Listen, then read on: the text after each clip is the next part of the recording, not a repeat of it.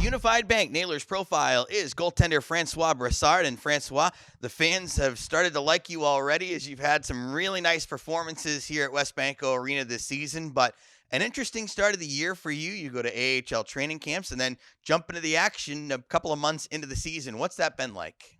It's been a lot of fun. Obviously, getting back to some games. It's been almost 11 months now, so I think it was good to finally get into a group of guys and get into some game action. Maine was where you were last year. They were one of the teams that opted out of playing this season, but great to see that the New York Rangers, the Hartford Wolfpack, still being able to make it so that you're able to play this season. What was that process like for you trying to find out where you were going to end up this season? Obviously, it was kind of a long off season. I was thinking about Europe and all that, and obviously, I was pretty happy when the ECHL got going, and hopefully, I was able to land a team, and I had a good training camp in Hartford, and obviously, a little disappointment when I was gonna send back down, but the chance to get into some games, you can't really replicate that in practice. So I think it was good to get down and get into some game action right away. We are very familiar with the guy who was your head coach the last couple of seasons, Riley Armstrong, who was the assistant coach here in Wheeling. What's it like to play for him as a head coach? And did he have any words for you before he found out that you were going to his old stomping grounds? Yeah, actually, he shot me a text right away, and he talked about Wheeling last year a couple of times. We came here to visit one time, and he had nothing but good things to say about Wheeling, and he loved it down here. And obviously, he's such a good guy, big personality a little bit. So it's good to have him as a coach. Obviously, he was a good player playing growing up, and he's a big part of this league, and he's a big part of who I am and why I got a shot in this league last year. What makes him such a fun coach? And at the same time, what makes Mark French so successful here, do you think? I think for Riley, he was such a player's coach. He really understood what we were going through, playing a lot of games in such a small amount of time, a lot. So I think for him, he was a really good player's coach, and he understood the game that way. And for Mark, he's a really smart mind. I think he sees the game really well, and he's really able to adapt throughout the games. And the video sessions, you can tell he's really good at analyzing the game.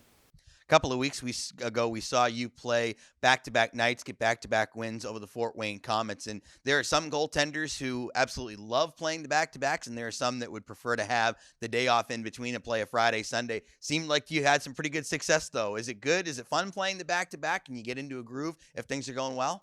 Yeah, obviously, I haven't played back to backs last year, but I always used to play most of the games in juniors, and my mentality is if I could play every game, I would love to play every game.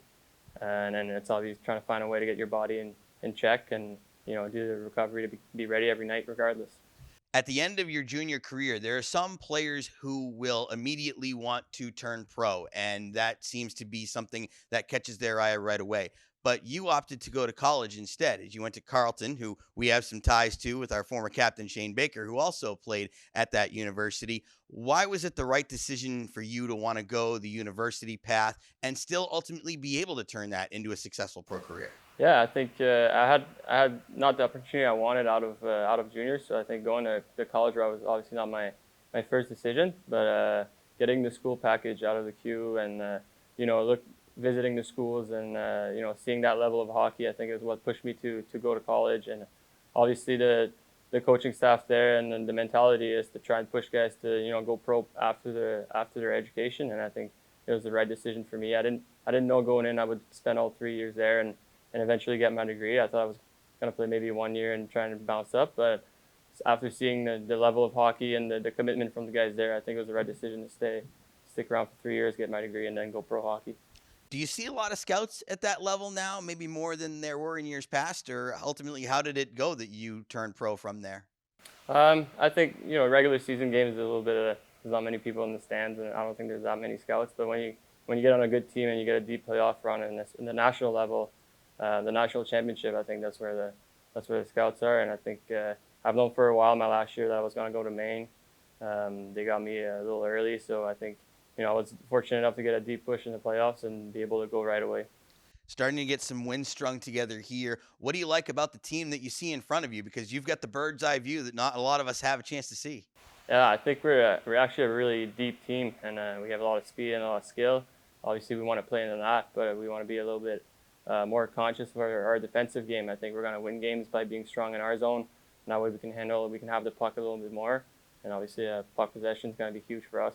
Take that 40 save game out of the equation against Fort Wayne. This team does not give up a lot of shots, as you only faced right around 23 for the other 2 games that week. Is this a team that blocks a lot of shots and really tries to make your load a lot less heavy? Yeah, I do. I think we've blocked a lot of shots, and we've been really conscious, like I said, about our defensive game, and to limit the opponent and try and have the puck a little bit more. And I think when we stay out of the box and we play on 5-on-5, we can take on any team. You're going to see a lot of Indy. You're going to see a lot of Fort Wayne here. Do you start to learn tendencies of the opposing shooters and almost start to predict what they're going to try and do to you? Yeah, I mean, obviously Fort Wayne was a pretty big team. You know, they had a lot of guys driving the net and trying to get shots through traffic. I think we can handle that, and we were able to, you know, like you said, block a lot of shots. And then India has a nice skilled team, and they're trying to play a fast pace, and I think we have the team to match that speed. So it's going to be a couple good battles with them. Very good, Francois. I always appreciate a few minutes of your time. It's great to have you here. Hope you have some continued success in the crease, and we can get you back up to the AHL. Yeah, right on. Thank you. Francois Brassard, goaltender for the Nailers, is our Unified Bank Nailers profile tonight. We'll take a break and come back with more of intermission coverage on the Nailers Broadcast Network, presented by Main Street Bank.